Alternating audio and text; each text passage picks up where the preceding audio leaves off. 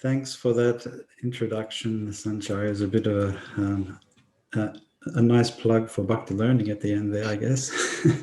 But I think the path I chalked out for myself wasn't in education when I was younger. I joined Iskcon in the 80s, and I was at university. I was doing a BA, but I had no idea that I would become a teacher while I was doing that. And I think when I came in contact with the devotees, it wasn't really around academics or university. They were at the university, but it was around prasadam, because Prana Prabu, the famous international chef, he was doing cooking classes, vegetarian cooking classes on campus. And I took his classes, and then I took his advanced course. And after the advanced course, I moved into the ashram. So I advanced into the ashram from Prabhu's cooking. And I stayed there ever since. I spent 15 years in the Brahmacharya ashram in the Melbourne temple. And in the early days there, the devotees were just starting a new school in Melbourne. It hadn't opened yet. And so the authorities directed me, asked if I'd be interested in teaching. And then I started looking at Back to Godhead magazines, and there was all these amazing articles about devotee schools, Gurukulas. And there was Burijan Prabhu's article, and article about a school in Australia, New Govardhan, and articles. Every time I picked up a BTG, it seemed to be, the front covers seemed to have, really happy, smiling faces, kids on it with teachers. And I started to associate that myself with that kind of direction. And I agreed that, let me finish my degree and I'll become a teacher. And that's really what happened. And I didn't do it. I did other services, but my main service has always been in the school, in the classroom, and startup schools. It was a startup school in Melbourne, and I helped start up a school in London, and helped start up in Houston. So I've had some experience in helping communities start schools and maintain schools. Yeah, thank you for sharing, Prabhu. Sometimes it's amazing how life just kind of figures its way out, and you can see, the direction that your life moves in. It might be instances that are happening every now and again that just kind of propel you into the direction that you were always supposed to go. And just like I was saying before, just in knowing you, just how passionate you are about educating children, about giving that Krishna consciousness basis as well in children as they're going through their own lives, as they're developing their own purpose, is seen so clearly in all of the initiatives that you've made, especially in your Bhakti Learning program. Could you please tell us a little bit more about Bhakti Learning? Sure. Bhakti Learning has evolved over the years. It had previous incarnations, but previous incarnation, we called it the School of Bhakti. And there's a devotee organization in the UK that have that website now, the School of Bhakti, and they offer lots of courses. I haven't told them that was our original URL, that they stole it from us. But it looks like they're doing really well with it. It's for adult education, and they have some amazing courses on there. And before the School of Bhakti concept, we had Goloka education when we were starting in Houston. And before that, it was developing curriculum. I still have some curriculum content that I wrote by hand in 1986 in underground. And that was really the start of it. I became fascinated with using Prabhupada's books for teaching children, because we have such a wealth of content. One of the one of the very popular types of curriculum that you can devise is the narrative curriculum, particularly in language arts, but in other subjects as well. And we have such a rich source of narratives in Iskcon that Srila Prabhupada gave us in Srimad Bhagavatam and the Puranic stories, Mahabharata, in Ramayana. And so I've been taking these stories for years and years and making activities based on those stories. And when I did my master's degree, I did it. The topic of the master's was to Krishna consciousness in a contemporary context, and it was towards developing a thinking curriculum for Iskcon schools. And that was, I studied some of the theorists around teaching thinking skills and community of inquiry. So developing discussion around topics from stories, rich stories. And those stories are basically Krishna book and Srimad Bhagavatam and the Chaitanya Charitamrita. So that's been the source of inspiration. Srila Prabhupada and Prabhupada's amazing translation of these stories, how he brings them to life and sharing them with kids. And at the moment, what we've done in Bhakti Learning is we've simplified that text at 3 levels. And now we're going to be presenting it for a higher level, which is just the plain straight text from Prabhupada's books. So we have a really simple 5 and 6-year-old version, which is just, very short sentences, and then a 7 and 8, which is a little bit longer sentences, but not compound, not complex sentences. And then the 9 and 10s, we developed it a bit further. And the activities, we tried to differentiate, tried to variegate them a little bit, the activities. But the idea was to take the text, Prabhupada's text, and then to interact with that, to develop our vocabulary based on Prabhupada's books. And then, so at the word level, and then sentence level, to understand how sentences are put together. And then at the whole text level through discussion and interaction with the text. And we learned some software skills and trained others how to use that. So we've put it together in an attractive and engaging and interactive platform. And hopefully we keep developing that. That's our plan, to keep developing it. And we've got unlimited content with Srila Prabhupada's books and unlimited ways of presenting it, really. Now, speaking as a Sunday school teacher who's utilizing the Bhakti Learning program, we hope that you're continuing to develop that as well, because it's so inspiring to see how the children are grasping the material and how their understanding of Krishna consciousness is evolving as they're going through these programs. And you spoke a little bit about inspirations. And something that I'm learning as an educator, I just entered into this service because it is very much a service, and I'm learning just how much goes into every single lesson, every class, every assignment, and just the immense amount of work that goes into just 1 hour of teaching in front of the children. And one of the protections I would say against burnout that I'm seeing is taking as inspirations from fellow educators and from all over the world that kind of motivate our own aspiration as we continue with the good fight in our own circles. And there's some amazing educators around the world whose impact is felt in their communities. And recently there was an article on CNN that spoke about an Indian school teacher who won the Unesco Global Teacher Award for his work promoting girls' education in rural villages of India. And the award itself was close to $1 million, but the teacher vowed to give half of it to the runners-up who are also providing quality programs to underserved communities. And so I was wondering, what are your thoughts on this person, and what are some of the qualities that make up an ideal teacher? Wow. Yeah, that was an amazing article. And I don't, I wonder how many of us would give that $500,000 away. Right.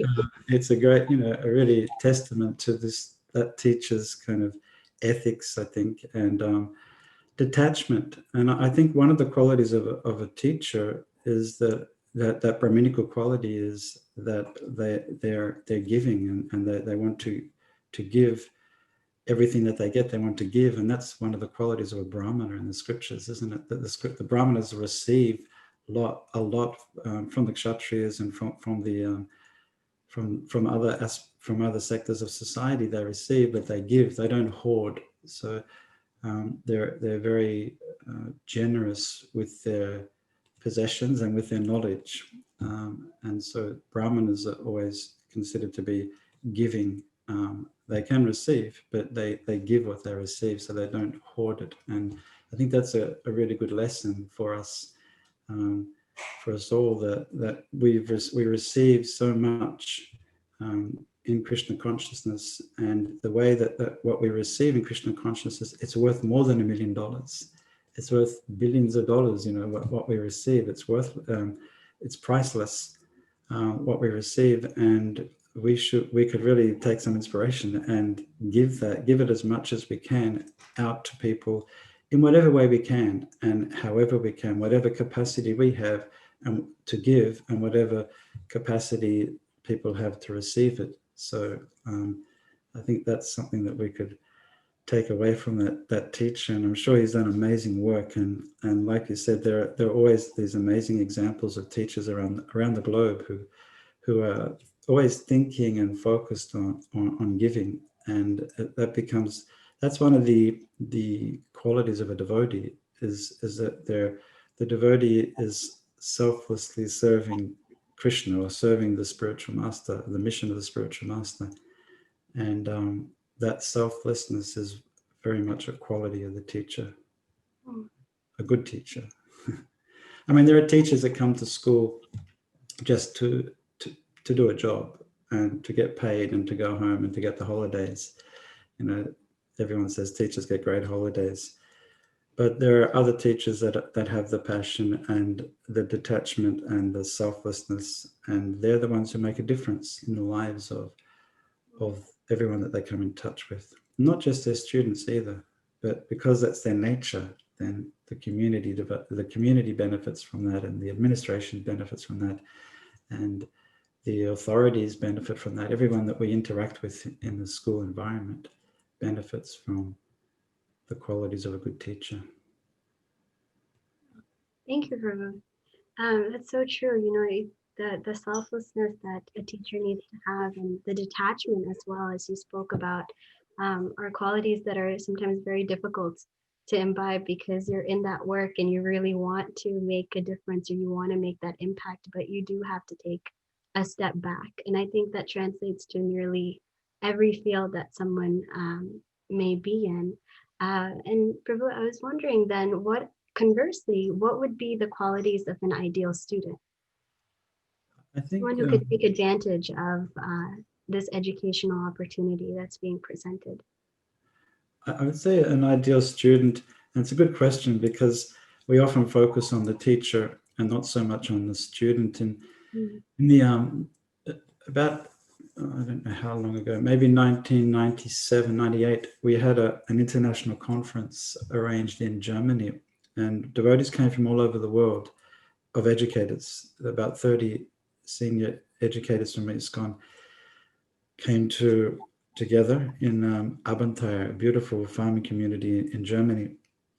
And we were facilitated by an external facilitator. It wasn't a devotee facilitator, so he didn't know the difference between Hridayananda Maharaj and Bhakta Paul. He didn't know the difference. So it was quite interesting to see him interact with these senior, powerful devotees and junior devotees just coming in, but had educational background. So it was a level playing field, and he organized some very interesting activities during the course of the workshop. I think it was for over about a week. And what we did there is we came up with this 12 principles of Iskcon education, and 2 of them were the qualities of a teacher, and the other one was the quality of the student. Because one of the things that we discovered there in our discussions and in our workshops were that often the focus is on the teacher, but we don't say much about the student, particularly in contemporary times. That student-centered education is all about the student, but not about necessarily the quality or the capacity of the student to receive and to interact with the learning process. So I think from the scriptures, what we learn, the basic thing we learn is tadvidi pranipatena pariprashnena sevaya upadekshanti te gyanam gyaninas tatvadashina. We learn 3 things that the student brings to the learning environment. And one of them is that he is submissive, pranipat. Pranipat means to be submissive and to offer obeisance. Humility. That's one of the qualities to bring to the learning environment. And the second one is prashna, to inquire, to have an inquiring spirit. And Prabhupada talked a lot about that inquiry nature of the student and how important that is for learning. And it's very much part of some of the better or the best contemporary learning programs is this idea of inquiry learning and community of inquiry, and teaching children to ask questions and to respond, and to respond in a coherent way, in a way that's related to the topic, and to bring examples and analogies and metaphor and all the things that Prabhupada really uses in his teachings. They're the aspects of a very good of developing inquiry processes. So inquiry is important, humility, inquiry, and then service. And I think service is, the Sevaya is something that is very, it's integrated, it's integral to the Krishna consciousness process of education. Because otherwise, there's a tendency that it's just intellectual. It's a cognitive act. It's just a cognitive action that we're learning to develop our capacity for reasoning, or our capacity for analyzing or synthesizing. It's all in the head. But when we act, when we do service, and that again, that's that selfless service, it solidifies the learning, and learning becomes very much a practical construct as well. And I don't mean construct in terms of constructivism, but I mean it becomes a practical. Oftentimes when we engage in service, one of the things about menial service is we free up the mind and the intelligence, and we give it that space. So we're not clogging it up. They call it cognitive. It becomes congested. The mind becomes congested. But when we're serving with the body, with the limbs, and we're using a different aspect of our being to offer as a service to Krishna, and things seem to fall into place. Then we get that clarity, that cognitive clarity. We get that clarity of thought and satisfaction, and through that satisfaction, we become peaceful. And then when we're peaceful, we have the capacity to really think things through clearly, and think through in a way that is going to be effective. I think effective and efficient. So that comes from service, from sevaya, and it's not just unique to Iskcon or to Krishna conscious education. And I know in America. And I followed the values education program in America for many years. They have a program called service learning in schools, and you have to get so many service learning hours up to go to, or to graduate even. So it's there in the secular world, but it's in the service learning, when you dovetail that in Krishna consciousness, it becomes purifying to the soul. So it's that service is really important, and it's something that we shouldn't ignore. Service. So they're the three qualities, and besides those sort of standard qualities of the learner, I would say that the qualities of they have a concept called habits of mind, and what are those particular habits which enable the student to learn. And one of but there's 16 habits, they say, but many of them are encapsulated in Rupa Goswami's 6 symptoms of that enhance bhakti, enthusiasm and determination and patience and associating with like-minded people.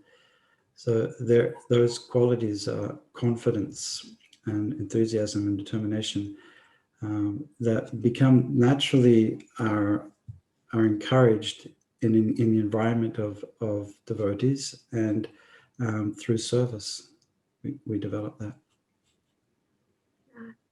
Thank you, Prabhu. That's so true. There's so many qualities, but it can kind of not boil down, but the basis, like you were saying, is humility, inquiry, and service. And when you were talking about service-based education, it actually took me back to my high school years where we had a yes program where we had to, we had to get like 100 hours of service, community service done in order to qualify for graduation. But just with, I guess, the chaos of graduation with going through high school, those hours don't really get counted. They're just kind of there to make the school look good or to make, your college applications look nice, but they don't really have any like basis or anything to really draw that inspiration from the student. And so I was wondering, what is the effect then of a Krishna-centered education on a student? What are some of the changes that you see happen as a person kind of shifts their viewpoint and goes more towards thinking um, in a universal way rather than in a very self-centered movement, especially because we have high school students, we have middle school students who are kind of getting to that stage now where they're thinking about college or they're more seriously thinking about their applications. And there's a lot of pressure put on them by whether it's parents or whether it's the school or whether it's their own motivations. And oftentimes service kind of gets pushed under the rug and it's not really something that's um, done out of like a need to serve the community, but it's done out of the need to get those points and to graduate. Yeah. I think the Krishna-centered education, it ultimately we want to, on paper, we want to see that it's a transformative process, that we're transforming lives and they're changing from self-centered to Krishna-centered. And in Christian education, which is many similarities between what the philosophy of education in Christian school education, particularly in the American movement, and Krishna consciousness, but some really significant differences. And their two main questions are: what is the absolute truth? How do you define truth? Not the absolute. What is truth? And the second one is what is the nature of man? So what is the nature of the person? And the way we define the nature of truth is very similar in terms of Christian theology and Christian, science of philosophy of education and Krishna consciousness. So we say the ultimate truth, the benchmark is Shastra. They say Scripture. The Word of God is the final benchmark. And so we're on the same page there with most of it, except the only problem is with the Christian philosophers is that it's their way or the highway and there's no other scripture. It's only the Bible. And interestingly, Prabhupada was very accommodative and inclusive here with scripture. And for him, scripture was Bible, Quran, it was everything. It was Bhagavatam, that was scripture. And he said that one devotee asked him, Srila Prabhupada, it was in Seattle, there was a series of long lectures in Seattle in 68. And there was long Q&A sessions with this. Some of the lectures went for an hour and a half, and it was quite long for Prabhupada. And the Q&A was really interesting and interactive and interesting questions coming up. And one girl asked Prabhupada, is there a concept of a Joan of Arc in the Bhagavatam? And Prabhupada sort of, she asked the question again, and he said, why are you trying to take Joan of Arc out of the Bhagavatam? She's already in the Bhagavatam. And she said, sorry, excuse me, Prabhupada, Joan of Arc's not in Bhagavatam. And Prabhupada said that she's a devotee, and she's God, her life is centered around God. And so that she's an embodiment, she's a Bhagavat, the person Bhagavat. So Prabhupada was very inclusive in that way, that it wasn't just the Bhagavatam and no other way. But unfortunately, with that, some of our Christian friends, they quote John, and it's there's only one way to the truth, and that shall be through Jesus. There's no other way. So this is where the scriptures, I said that's what we agree on the most, but they're a little bit limited in what they define scripture as. And the second one is the absolute, what is the nature of man? And the nature of man, they define man, the person, the individual, as sinful, as a, what do they say, as fallen, and as somebody who needs redemption. And very much, very much in Krishna consciousness from the Chaitanya Charitamrita and from Srimad Bhagavatam, the nature that we have is that the soul is eternal, and eternally the soul is good, not bad. So that's a really big difference. If you look at a child as a bad thing in your classroom, you've got these 30 bad things in your classroom, and they've got to get redemption, and I'm going to redeem these souls. It's a different way of looking at it, rather than seeing them as 30 pure spirit souls in your classroom that are covered over temporarily, and we're just uncovering them through engaging them in the process, and they then can become very transformative in a way that's not forced upon them, but in a way that really does come from within. And that is the philosophy of Lord Chaitanya, is that Krishna consciousness it's already there. It's not something that we impose. It's already inside, and it's something that comes from within inside. So I think that's the main difference that we have. And the Krishna-centeredness, Prabhupada captures it really nicely in the Bhagavad Gita. In the 5th chapter of the Bhagavad Gita, there's a beautiful verse that says that, when one sees everything with the light of knowledge, then he sees everything clearly, like the sun lights up everything in the daytime. That's 5:16 in the Gita. And in the purport, Prabhupada concludes his purport with one line, and he says that identity with individuality in spiritual life is real knowledge.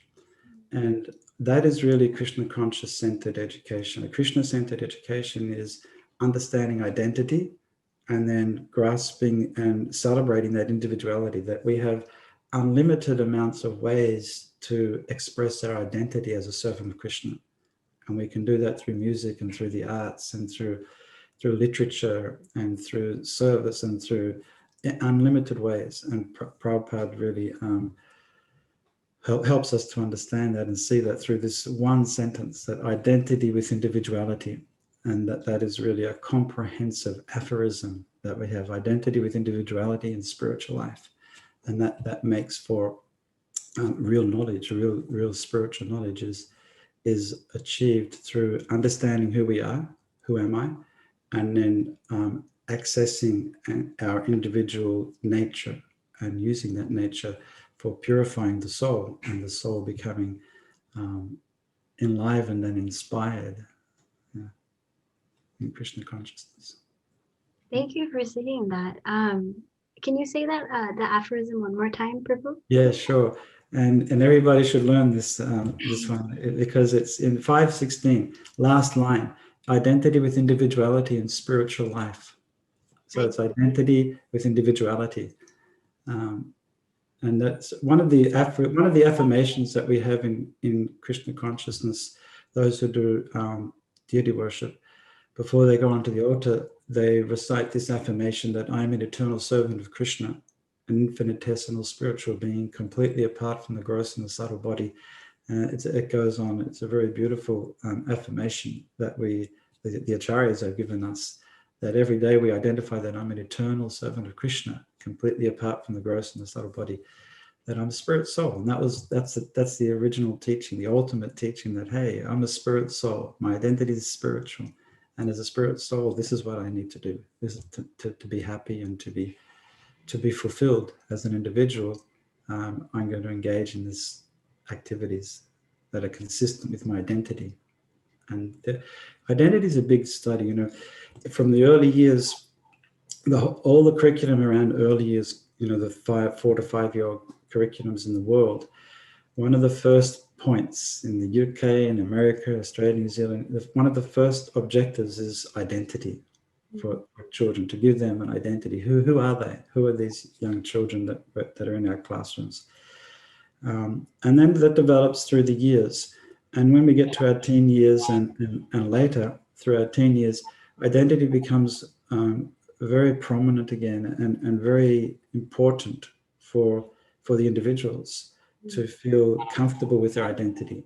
And sometimes, as a devotee child, we've experienced many times that they feel uncomfortable with the identity of being a devotee, or they feel like they have multiple identities that they can't reconcile, or that they can't, that they don't feel like in sync with. And one of the tasks of a teacher and a system, an education system, is to help individuals understand that the real identity is spiritual, and that these other identities are temporary coverings of the spiritual identity, and that they're real. They're real. Like we have a material body as a male or as a female, or as an American or as an Indian or as an Australian. They're identities that they're not false identities, so to speak. But they're in the kind of in the spiritual and existential reality, they're temporary. They're real but temporary, Prabhupada would say. And so understanding our spiritual identity, we can use these other identities.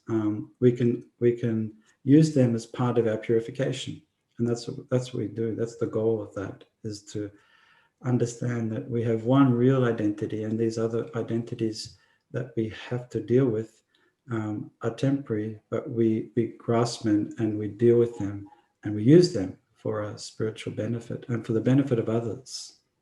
So multiple identity is not a bad thing. Some people think, oh, I've got multiple identities, I'm going to have a psychosis around this, an identity crisis. But understanding that multiple identities is just natural. It's a natural thing. A father has an identity as a husband, as a father, in the workplace, he has another identity. With his friends, he has another identity. So we have multiple identities. And it's just when we're peaceful, when we're at home with our original identity, the other identities become very natural and something that we don't have to wrestle with. Thank you. Thank you for saying that, especially about having that multiple identities. Because as someone who grows up in Krishna consciousness, or even as a child entering into Krishna consciousness, there is always a face that you put in school versus the face that you put in the temple, and it's very hard to mesh those two. But having that security and understanding that we are servants of Krishna, and we can utilize every single aspect of our lives in service, is a very powerful and very grounding understanding. And just going off of what you were saying, Prabhu, there's also, when we're talking about identity, the concept of nurture versus nature comes up. How much of it is really coming from the student, and how much of it is coming from the parents' guidance, or how much is coming from the school's guidance or the teacher's guidance. And children in general, they have an innate tendency. They have their own aspects of life, aspects of Krishna consciousness that they're drawn towards. So how do we nurture a child's innate nature and kind of bring them into their service and know what that is, so that we have that understanding that can help guide them, but we're not taking control over a student's life, or in a parent's case, a child's life, or like where it's just nurturing gently.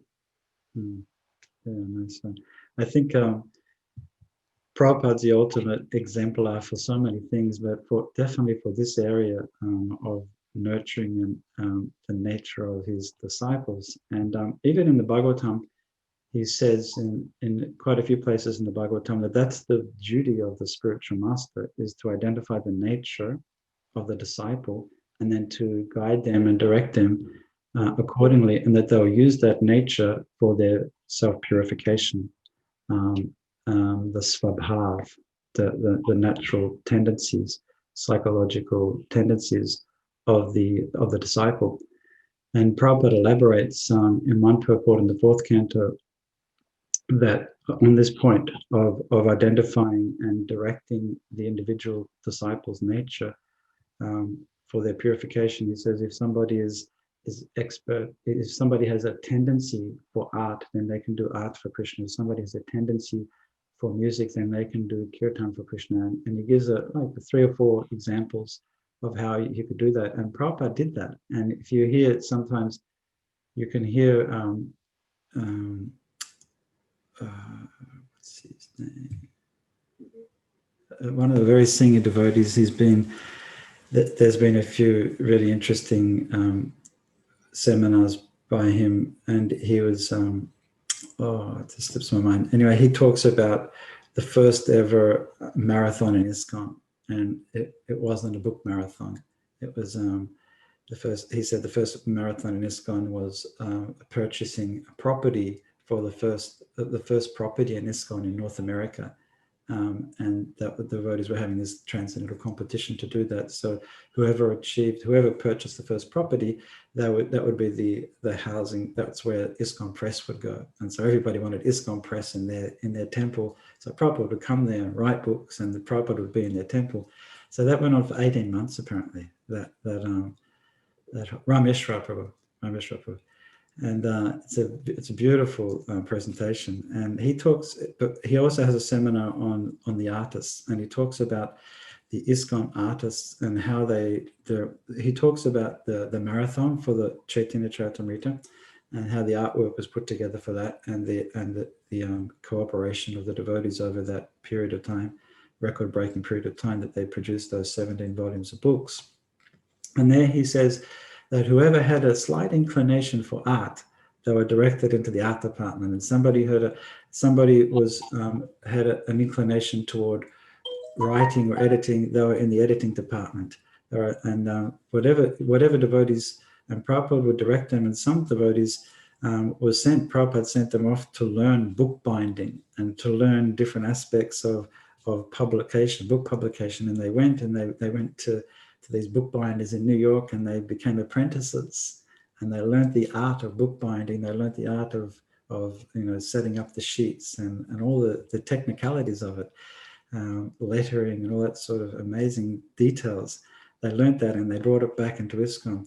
So it's unlimited ways that we can nurture the nature of devotees. And I think Prabhupada is famous for fanning the spark, just for seeing that little spark of intuition, or that little spark of inclination or tendency, and then fanning that into an inferno, and then the devotees is going with that, and that becomes their life mission, because Prabhupada saw that in them. And oftentimes when a teacher sees something in a student, the student doesn't see that.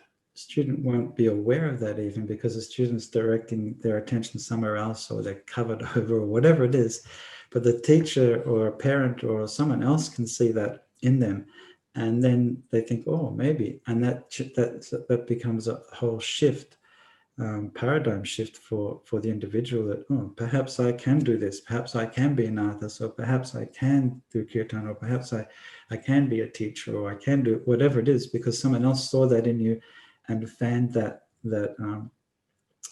tendency or that inclination in the first place. So I think that fanning, there's a process, or there's a technique that teachers use in classrooms called the nurtured heart approach. I'm not sure if you've heard of that, but a devotee in New Zealand who worked with me in the New Zealand school for many years, a senior devotee, Vimala Mataji, she had a very difficult class one year, and many years ago, and this was like 2000, I think, 2001. She had a very difficult class, and she didn't know what to do with, particularly as one child. So she did all this research, and she came up with this nurtured heart approach. And the nurtured heart approach is that you, instead of a child who's difficult and is always pulling the hair of the child in front of them and pinching them and poking their tongue out and doing all these nasty things in the classroom, instead of always jumping on them and saying, don't poke your tongue, don't pinch, don't punch, don't do this, all the negative things, waiting to capture them doing something positive, something that you know, a desired behavior that you want to encourage in the classroom. So then you do that, and you help them to develop a positive, what they call a positive identity around themselves rather than negative one, so that they start to identify themselves with somebody who can sit straight, or somebody who can control their senses, or somebody who can control the pinching tendency, whatever it is. And so that you help them to develop a portfolio. That's what they use. A portfolio, a positive portfolio, portfolio of positive actions rather than negative ones. So that's really the nurtured heart approach in a nutshell, and that's how we want to nurture the goodness in the children. And going back to that Christian model, is that if we see them as bad, if we see them as sinners that require redemption, it's very hard to develop that kind of nurturing, a nurturing kind of open approach to nurturing the goodness that's there in the heart, and helping them to develop that portfolio of identifying themselves as somebody who can succeed, somebody who can do things the right way, somebody who can make a contribution. Yeah, that nurtured heart approach reminds me of something that one of my mentors in my school told me once. He said, a student doesn't care to learn until they learn you care. Yeah. And so there's so much truth and so much power to, positive narration, positive affirmations in the classroom, and even just in a group of children, just encouraging their innate goodness, like you were saying. There's so much power to that, in just developing their natures and developing their own personalities, and telling them it's okay to be who you are. Yeah. And there is power in who you are, and developing that as they grow older. And Prabhu, as you were speaking, I was wondering, what is like, how does Krishna consciousness translate to the modern education system? Right, because in the modern education system, it's all about competition. It's about nurturing that survival instinct in the student and making sure that they're the best of the best, and to keep them motivated and keep them going through competition, rather than encouraging them to see the goodness in everybody and see the goodness in themselves, and having that internal intrinsic motivation instead of just having that external force pushing them. And so how do you see Krishna consciousness translate into the modern education system, and in students who are not in Krishna conscious schools? How can they bring about that change in themselves, and how can parents encourage this change? And I'm adding on to it. I apologize. It's just this question is getting me really excited, because it's so real. Like, we see this all the time in our schools, where students get burnt out, and they're only like 10, 12 years old. So how do we keep that motivation, especially in our Krishna conscious children who have that knowledge, and who are gaining that knowledge on who they are? I'm glad you brought the parents into it, because I mean, even though it was an add-on, but the parents are the first teachers of the children, and the parents have a lot to contribute and a lot to answer for sometimes, for the pressure and undue pressure on students at an early age. Like you said, a 10-year-old child who's burnt out.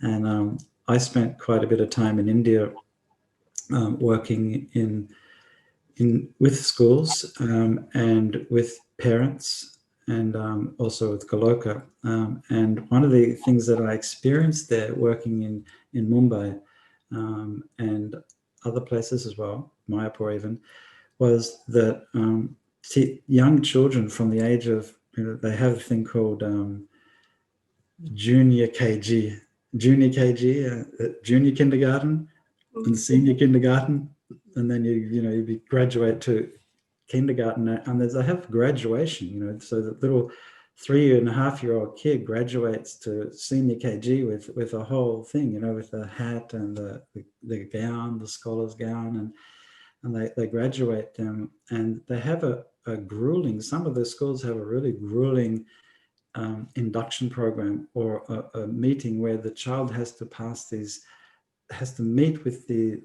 board of, the 3.5-4-year-old child goes in front of 6 adults that they've never seen before, and it's the senior teacher, the principal of the school, the chairman of the board or trustees of the school, the school, and other 4 other people, curriculum advisor and different people like this. And they ask the 4-year-old child these questions, what's your name? And how do you spell your name? And what's your mother's phone number? And ask these ridiculous questions, it's like some kind of a crazy introduction to their system, or entrance examination at the age of 3.5 or 4. Can you believe it? And then it goes on. It gets worse. So you can imagine by the time they're 10 that they've just about had enough of this. And what to speak of when they're older and they graduate, they get into university, and the pressure's really on. And it's particularly in an Indian university to get in there in the first place, IIT or one of these universities. So incredible amount of pressure, and that pressure is not always healthy. Some pressure is good. Like sometimes when Indians come from India to Australia, they say, your education system is just like going nowhere. It's just so relaxed. There's no pressure at all. It's like a walk in the park for them. So some pressure should be there, but not that intense competitive pressure.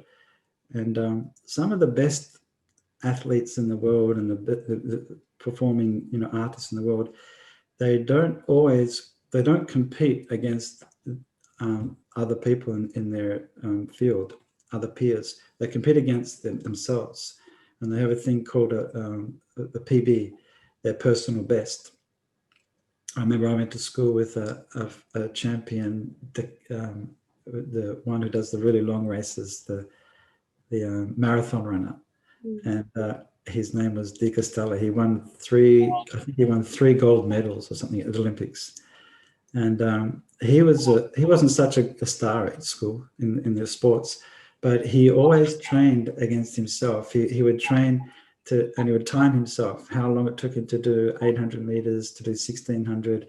And he would time himself and do a PB. Every day he wanted to do a personal best. Every day he wanted to better himself. And he was competing kind of against himself and not other people, where other runners were trying to compete. I want to beat his time. I'm going to get a better time than she did, like this. But he was doing a PB. So that's something that we can take home, I think, is that it's not all about competing against everyone else, and it's all right to not be the best of the best of the best, but to do the best that we can, and that can be a great contribution too. That we do the best that we can, and that's our particular offering. How to do, Krishna consciousness, how does that translate into the modern competitive sphere? We also have competitive systems. We have competition, but and there was competition amongst the gopis, and there's competition amongst devotees in all levels, and there's competition in marathons, book marathons. There's competitions. We have competitions, but we want to see the other people succeed as well. Like that teacher who gave half of his prize money to the runner-ups. We want to see that the people who are with us are also succeeding, and then it's not just me and I'm on the top of the pile and everybody else is, I've won and I did it, and I'm the rugged individual who's on the top of the pile. But we want to compete in a healthy way. So there's a concept in education. There's a concept of competitive. Friendly. A critique, a person who's critiquing you, giving you feedback, but who's like doing it in a constructive way and not a way that's going to pull you down and minimize you and make you feel like inadequate. But somebody who gives you critique, who critiques you in a way that is encouraging and supporting. And I think that's the goal of our system in education, and for parents to see that as well. that we don't have to be competing against the Joneses all the time. We don't have to be competing against our next door neighbors, but we have to do the best that we can with what we've got, and that's our allotment. That's what Krishna's given us, and surely Krishna will accept that. He's Bhavagrahi Janadana. He's extracting the essence of our offering, of our love, and not of our expertise. Krishna's the most expert in everything, but he's accepting what we can give in our all honesty. Like the Brahman who couldn't read the Bhagavad Gita and he was crying, and Lord Chaitanya accepted him as the greatest exalted devotee, not because he was a great pundit and he knew Nyaya and Vyakaran, but because he had the sentiment of a devotee.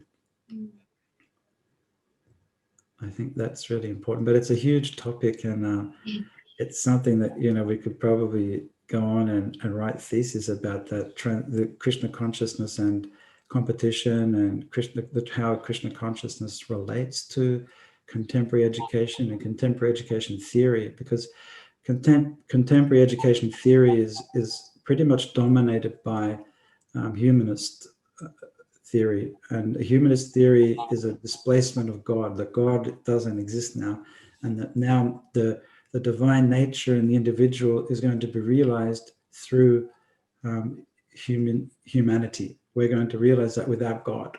We don't want to have a God in the picture. We're going to remove God from the picture. So that's the predominating philosophy. I would say it's a predominating philosophy in most of contemporary educational thinking. And then underneath that, we have different theories. And that's another topic for another day. But those theories, they're pretty much, you could put them into three different baskets. One of them is a behaviorist theory, and one of them is a cognitive theory, and one of them is a constructivist theory. And they argue that no, it's just, you just have to be, you have to have curriculum, and you have to have teaching and delivery and learning according to a behaviorist model. No, you have to have it according to a constructivist model. And as devotees, we can take all of the models. It's a real Achintya Beta Tattva. We can accommodate each theory and learning model within a Krishna conscious philosophy of education. And I think that's the power of Krishna consciousness, is that we're not just limited to one particular theory within this humanist philosophy of education, but we can take learning theories and utilize them for what they're for when we need them, for time, place, and circumstance, and that we're not barred from one. If we accept one, that we can't do anything from the other. And that's a real limitation in contemporary education. Thank you, Prabhu. Thank you for so succinctly just taking care of all of the aspects of what it means to have a non-secular outlook in secular education, and how Krishna consciousness really does translate, and how it helps encourage the student into bringing about a more holistic approach to how they view education, how they view their own progress, as well as the progress of their classmates. Thank you so much for sharing sharing so much with us today. Before we conclude, Prabhu, would it be okay if we take a couple of questions from our audience here? Yeah, no, most definitely. Fire away. If anybody would like to ask any questions, please feel free to come off of mute. I believe we have time for about 2 questions. Is that right, Winston? Yeah, I think that works. Okay. We have time for about 2 questions. So if anybody would like to ask anything, please feel free to come off mute. I have a question. Hare Krishna, Prabhu. First of all, I'd like to thank you so much for blessing us with your words. What would you recognize as your biggest hurdle? What has been the most challenging as an educator? A good question. I think that it's not money. Most people would think, oh, if I had money, I would just be a successful educator. I would have had the best school, but it's not money. It's probably our own kind of a personal thing, like personal blockage, or a personal something that says, I'm not good enough for this, or I'm not up for this. And that kind of lack of confidence, or that Krishna will give me what I need to do this properly and to be successful in this. And I think that that's probably been that's held me back before. And I'm dealing with that more and more as I progress. But yeah, I think that personal, that feeling of individually not feeling adequate enough to do it.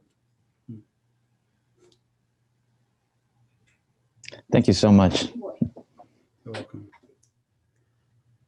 Thank you, Prabhu. That actually makes me feel a little bit better as well. I'm just starting out my journey. You're like light years ahead of me, but just knowing that, just thank you for being vulnerable and being very real with your answer, because that honestly helps somebody who's coming into education just know that it's okay to give yourself grace and to just keep pushing forward. Sure. That's the reality, isn't Yeah. Does anybody have any other questions for Prabhu? I have a question. When I was in school, I learned most from discussions, not from reading. So I had a bad habit where I would get what's called cliff notes, which are sort of summaries of books and things like that. And even as a devotee, I've continued, I don't read enough. And it's sort of frustrating. It's hard to change one's nature or habits. Can you comment on that? How to change habits and develop better reading habits, is it, Sarvabhauma Prabhu? Yes. Hi, Bo. So nice to see you here. Yeah, I think one of the interesting things about changing habits is experience. It's really difficult. As we know, the habits that we develop them over a long period of time, and they're formed, and they become part of our nature, of our personality, and to change that requires really a focus and a determined effort to change that. And I've done some work with drug addicts over the last couple of years, and changing their habits is not something that comes just by telling them, you should stop using drugs, because that's not going to work. They have to have an experience. They have to experience the not using part of it, and that has to be something that is higher than that they experienced when they were high on the drugs. So that's the param drishtva. So I think experience is a really important part of habit changing. Having a consistent experience of feeling that, hey, I can do something different than I did yesterday or the day before, and feel just as good and maybe better. And then if I do a bit more the next day, so it's making incremental progress, and not expecting to be like a Rhodes Scholar overnight and just absorbing myself in speed reading 1,000 pages a night, but adding 1 page, adding 1 sloka, adding 1 verse a day, and then seeing over a period of time, hey, I just started adding 1 verse and now I'm doing 20 verses. But it's like, I heard once someone put it like this one time for changing habits was, you need to get fit, you need to get fit, but you're doing all the wrong things. You're eating the wrong things, you're sleeping at the wrong time, you're going to the wrong places, and you're not getting fit. So you make a determined vow, like a New Year's vow resolution, that I'm going to get fit and I'm going to do the right things. And the best thing to do is to get down if you want to get fit, to get down on the ground and start doing a push-up. And you get down and say, I'll just do 1 push-up today. And that's going to be my road to recovery, 1 push-up. And when you get down there, you do 1 push-up and say, well, what the heck, I'm down here already. Why don't I do 2? And before you know it, you've done 5 push-ups. And then the next day you get down there the same. So it's just setting ourselves goals that are achievable. like SMART goals, something that we can achieve, and building on that. I've had a really good experience of that recently because I had a nasty fall about 3 months ago, and I fractured my shoulder in 3 places, and I got 10 pins in my shoulder, keeping it together here. And I couldn't move my arm out like this. This is my good arm. I couldn't move it out like this 10 degrees. And every day for 3 months, I just did the same exercise on this shoulder. And now I can move it out like, almost 90 degrees. I can move my arm. And 3 months ago, I couldn't move it, not even 10 degrees. And that came from just every day, one increment, 1 degree a day, pretty much.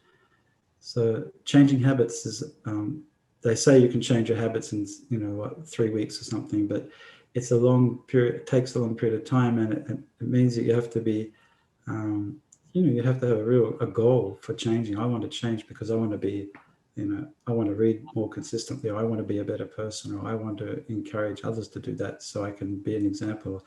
We have to have some kind of goal and then experience the benefit of that change. That's the real emotional connect that does it. And it's not intellectual. You can't change from the cognitive process to say, I'm going to change because it's going to give me this, this, and this. These are the results. That doesn't fly with the psychology, without psychologies. Psychology change means experience and to connect. That's the bhav, emotional level. Thank you, Guru. You're welcome, Barbara.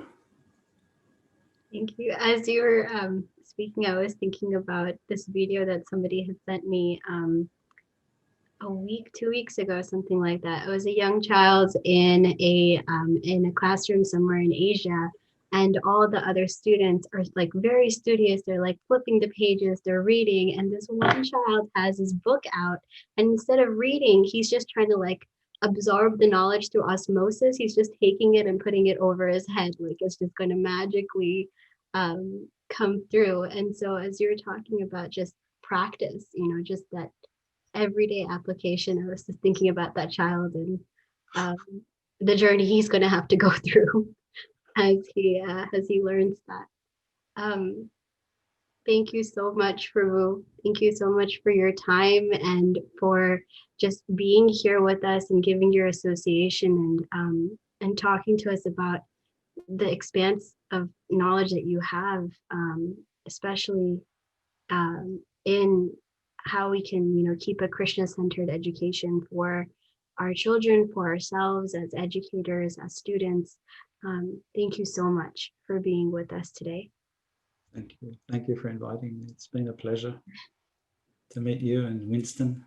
Thank you, Winston, for organizing this, for helping to organize. Thanks for the team. Winston's the brains behind the operation. Is he? We've got an awesome team, that gets together every week to organize it. Start going for group. Sanchari Mataji, Nitya Kishori Mataji, Jair, Charles, everyone. So thank you all. It's really awesome. Keep it up, Winston. It's awesome. Hare Krishna. Hare Krishna.